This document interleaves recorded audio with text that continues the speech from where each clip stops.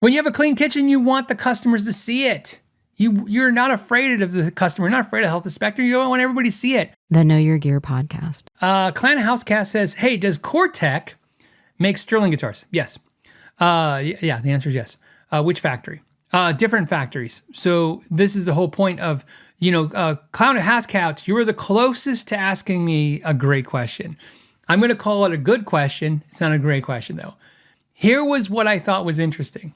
I got a lot of good questions. No, I got a lot of questions. Clan Housecast was one of the first good ones about the Cortek visit.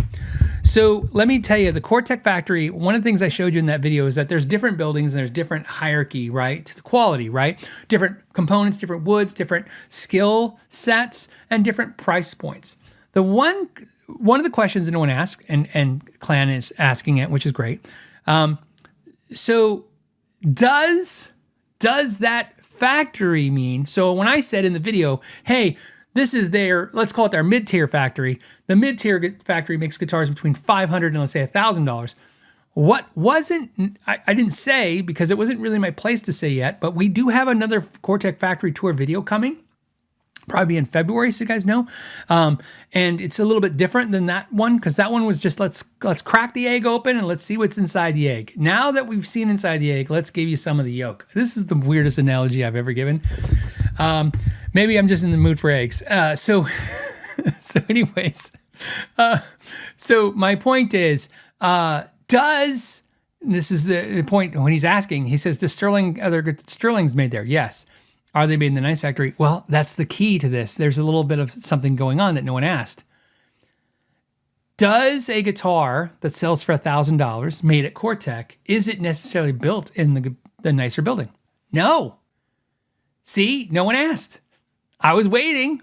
So I was like, okay, well, we'll address it. So what does that mean? So let's say a guitar is made in the entry-level factory, and that guitar, usually they'll price for $200 and $300, okay, $400. Okay, cool. I showed you guys that. But a brand doesn't have to do that. There's no rule. That's just the quality set that factory can make.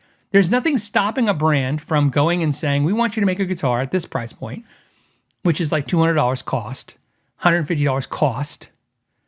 And we're going to price it for $1,000 because we got a good brand and we're just going to do that. They absolutely can do that. So that because you bought a guitar that's $1,000, did you get a guitar made out of the top tier or mid-tier building of the Cortek factory? No, there's no guarantee of that. That's what those factories make. Did they make yours? Well, this is the whole point of the Know Your Gear deep dives, right? And the geeky stuff is to kind of go through and see what people have done and why they've done it. No, you can absolutely take a lower price point instrument because again, Cortek is just the OEM. They're just doing what they're told. So if a manufacturer says, hey, we want a certain level of quality and we want it to be this good. And Cortek says, okay, this is what's going to cost to make it. And we're going to make it in our premium building. And they go, oh, okay, we'll make it in the premium building. Or they're going to make it in the master building. And the manufacturer says, okay.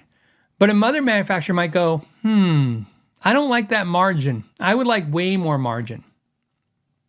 Okay. And so Cortek's like, okay, well then we can make it like this at this price point. Cortek doesn't really see the end result. They just build the guitar that they were commissioned to build. So to answer your question about Sterling, they made different buildings. I saw them in multiple buildings. I saw a lot of different brands in multiple buildings. Some of the videos you kind of see in the background, some of it was obviously I had to remove it. But no, there was no like guaranteed. So I can tell you who's guaranteed, okay? If you have a PRS, okay? And this is because again, let's give PRS credit. Not only did PRS let me see their building, they flew out Jack Higginbotham to make sure that I would see the building and he could walk me through it. PRS wanted me to see the building. Why? Because when you have a clean kitchen, I'm going to stick with food analogies today, guys. I think I'm hungry. When you have a clean kitchen, you want the customers to see it. You're not afraid of the customer. You're not afraid of health inspector. You don't want everybody to see it. Here's the irony of the PRS building. It makes the $2,000 Herman Lee and it makes the $499 Satin 24 in the same building. Same workers built both. Now, there's different skill set workers in that building, of course, but same workers, same machines, same materials, right? Same wood supply, same part supply. That's how they do it. One level of quality, different price points based on feature sets and And that's really a lot of it. Some of it's not necessarily cost. Some of it's just feature sets, right? They want to make a guitar that's $500. So Jack Higginbotham told me a story. He said that his first guitar was a Sears. He said he watched my Sears deep dive video where I did the Sears guitar. This is how they made the guitar more affordable for you guys back then. So think about this. Student grade instrument today, if you watch this channel, you could get yourself a guitar with a mahogany body and a maple neck and some stainless steel frets, some 2 humbuckers maybe, and some locking tuning keys if you want to go off-brand.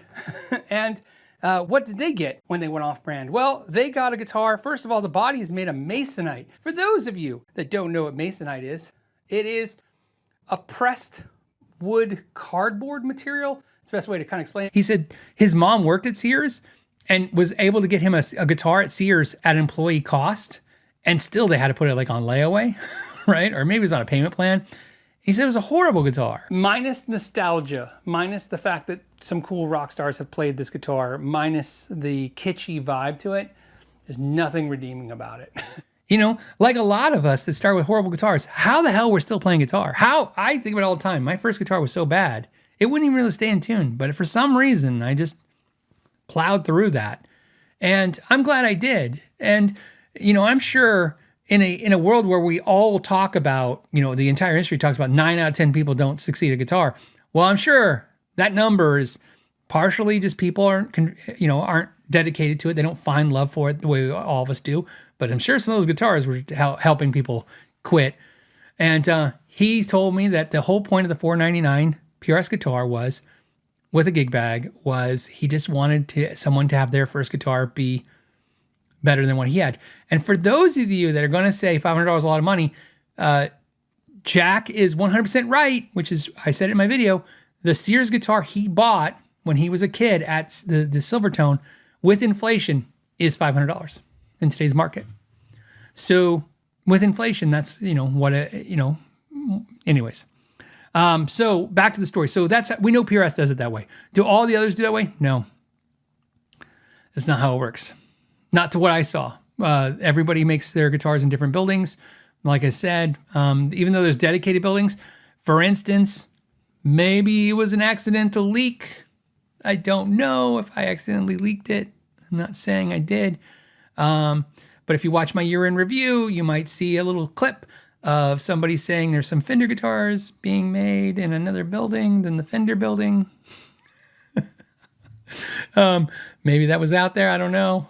You guys are going to have to be your own little investigators. I had told you I was a little restrained when it comes to Ibanez, Fender, and Squier. That was the big restraint for me, is what, Cortek had no permission to give me, to let me show any of that stuff, and because those companies didn't give us permission. So my point is that you can have guitars made in different buildings and of different qualities, and that doesn't dictate the price. It's not a guarantee. What I was saying in the video, and I just want to be very clear, as what I said was these buildings make that kind of quality, and those kind of quality goes for these kind of prices. But what I didn't say, because again, I wasn't really allowed to, I want to say allowed to, it wasn't something that I wasn't actively allowed to say, was that doesn't guarantee it. So if a guitar is $1,000, it does not, and it's made by Cortek, that does not guarantee it was made in their most premium building. It could have been made in one of the lower tier buildings, if you want to call it that. So there you go. So that's why brand value matters. That's why brands matter. That's why how companies treat us matters. That's how they charge us matters. Not taking advantage, not trying to milk us for every penny, not trying to make the lowest quality product for the highest possible price to get the most amount of profit out of us. The one thing that you hope for in this industry, in the guitar industry, is that you have this insatiable. Is that a word? Since I'm just making up words today. You have a consumer who is habitual, who wants more guitars, who most of the time kind of sticks to a brand and just keeps buying that same brand even, right? And if you know that, you should reward that customer with good quality and good service and good pricing, and so they keep coming back and they get loyal, because they get loyal like products that you've never seen before. And so basically what I'm trying to say is, when the companies that try to make a record profit off of one sale off of us, it's going to be It's going to be their downfall, and I think a lot of companies we're seeing now are starting to feel the pain of that. Not all of them, but some. So if you like this clip and you'd like to watch another one, you can click right here. And if you want to see the entire episode of the podcast, you can click right there. As always, thank you for your time and know your gear.